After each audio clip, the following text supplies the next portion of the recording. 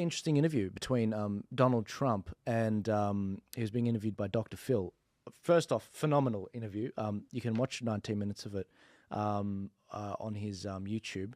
The full hour blew my mind. I hadn't seen Donald Trump this authentic in a very long time. Wow. Fresh content and everything was really interesting. One of the things Dr. Phil put to Donald Trump was he showed him a map of the all the different areas that the Chinese-owned farmland.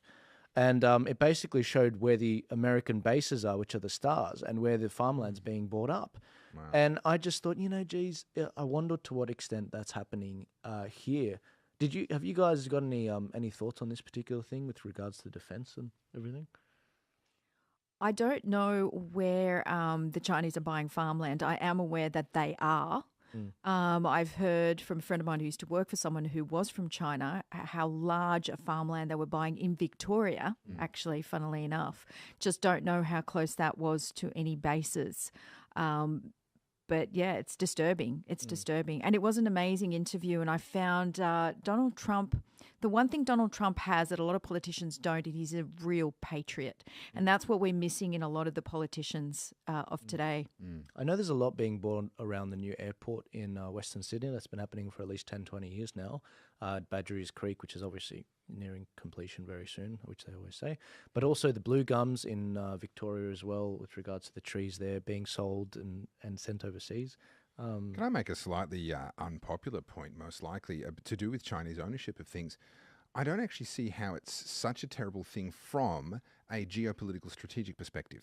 Because the minute an actual war starts, and this is, I think, a miscalculation they've made, for example, with their Belt and Road Initiative, they've enslaved, effectively, lots of relatively impoverished nations with debt that they can never repay. And they're sitting there going, oh, well, now we're going to own all of these assets and you're going to do all these things for us. The minute there's an actual shooting war involving China, every one of those countries has to do is join the other side against China, and they can just forgive their own debts to China. Yeah, pretty much. Yeah. There's actually, in a sense, from a geopolitical perspective, China's holding of all of these assets and holding of all of these loans that they've loaned out is, in a sense, a powerful disincentive for them to start any sort of a frivolous war. Yeah. Just a few other little contrary. Yeah, sure. points to that. I can remember one day down in Canberra, there was the Chinese premier was coming out to speak in the parliament. And there were two Chinese groups. There were the Falun Gong people, and there were the Chinese loyal communist supporters.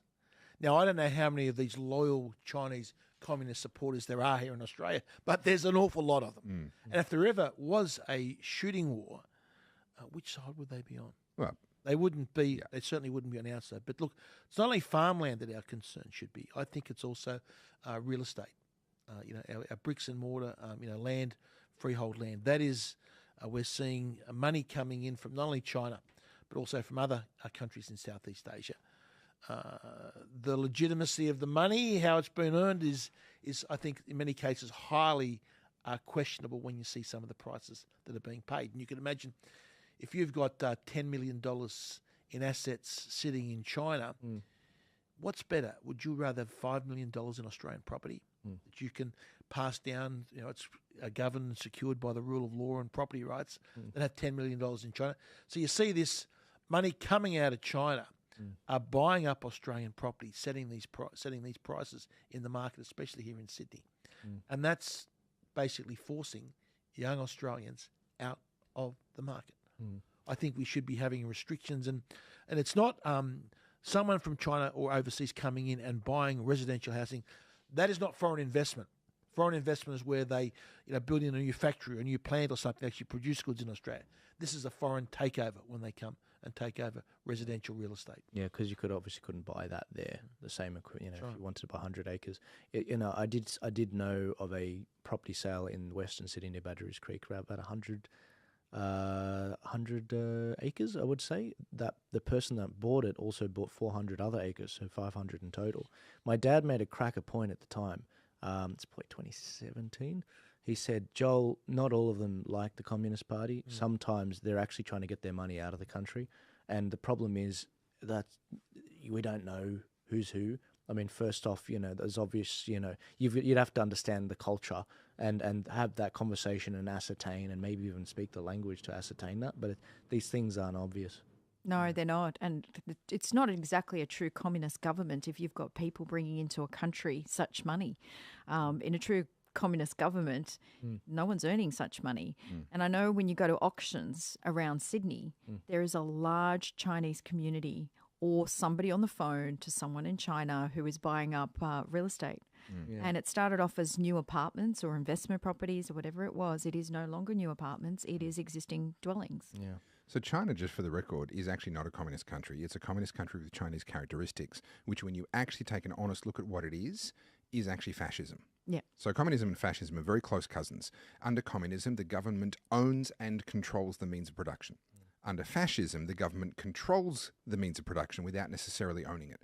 And that was essentially the difference that I think it was Deng Xiaoping, the reformer, brought in when he recognized the benefits of private ownership thanks to a couple of farming communities in deeply inland China. I won't go into that.